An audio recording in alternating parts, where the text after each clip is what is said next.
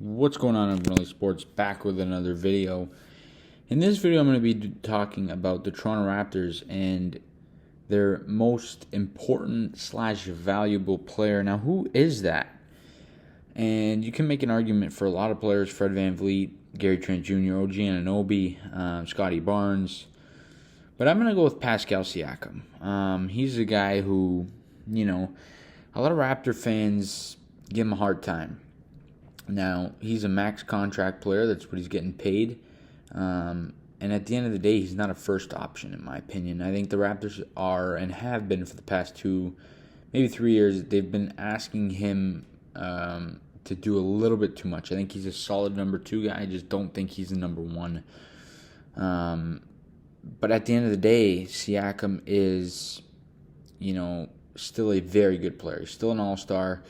And he still has potential to be a superstar. He's still young. He's 27 years old, and he has been very good, this season, statistic-wise.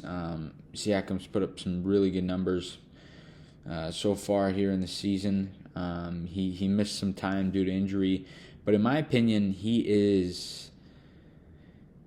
the most important player for the Toronto Raptors. He's played 13 games this year. He started all 13 of them. And if you take a look at, the minutes, he's averaging 33 minutes a night and 19 points per game, as well as 3.7 assists and 7.1 rebounds. Over 19 points per game, 19.1. He's shooting 47% from the field, 33.3% from 3, and he's over a 76% free throw shooter and averaging just under a steal and just under a block per game. He's got 2 double-doubles so far. He's definitely a key player for the Raptors. And if you take a look at, the games the Raptors win and you take a look at his stat line, it's key. I mean, you take a look at last night's game, he had 31 in the win. You take a look at the win against Milwaukee, he had 28 and 4, and he shot 50%. You take a look at the game in Memphis, where he had 17, 7, and 2, shot it very well. So you could tell when the Raptors are winning games, he is producing. He is producing at a very high rate. So, you could definitely make the argument that he is the most important player and the most valuable player for the Toronto Raptors. I would definitely say, that. But a lot of people could make the argument, like I said, for OG, Fred, Scotty Barnes, Gary Trent Jr., and I would understand that as well, as those are some really key and good, solid players for the Toronto Raptors. The next thing I want to talk about in this video is, kind of where the Raptors sit right now, and it's a weird spot because, will they make the playoffs this season? I'm not sure we'll be in the top 6, but I definitely think that the play-in is definitely in play. I think it's definitely a possibility. The Raptors are 11 and 13. It's not, terrific, but it's not awful. The Eastern Conference is really stacked. And they've beat some good teams, and they've lost to some bad teams. So it's just tough for the Raptors, and they kind of are in a weird spot. They're a game and a half out of the 10 spot. They're 12th currently in the East. And it's a very, tight. It's very tight. I mean, 2 games separate the 6 and 12 seed, right? The Raptors are the 12 seed. Charlotte Hornets are the 6 seed.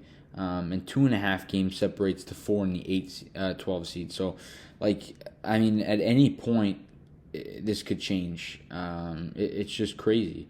How tight the Eastern Conference is, and a stretch for the Raptors could, push them, from the 12 seed all the way up to the 8 or 6 seed, But if you take a look at the Raptors' next, three or so games, there's some winnable games here. The Thunder and the Kings at home, as well as the Knicks in between that. Now, the Knicks game on Friday is going to be a huge game.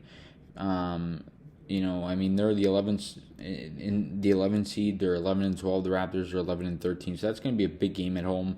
And if the Raptors can win the next 3 in a row, all of a sudden you're looking at a 14 and 13 record, above 500.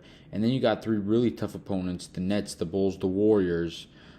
So realistically, for the Raptors, if they can win, at a bare minimum 2 of the next 3 games, I think they're looking at a really, a pretty decent situation. And I definitely think that the Raptors can be a team that makes the play-in, potentially, win it. And then you never know after that. I mean, they're a championship-winning team. They got so much experience from, a couple guys in particular, and guys who can really help them grow. And I just think it's a really interesting situation the Raptors are in. They're well coached. They're really good defensively. They just got to string it together. They got to get healthy. I mean, Anunoby's got to get on the court. We need Gary Trent back to full health. And when we can get all these guys going, the Raptors are going to be a good team. They're going to be a tough team to beat. They battle every night as hard as they can. And, that's what you can expect and guarantee out of on a nightly basis. That's all I got in this video, though, guys. You guys, please let me know down below in the comment section your thoughts on, the Raptors moving forward. Their start to the year is they're 24 games in.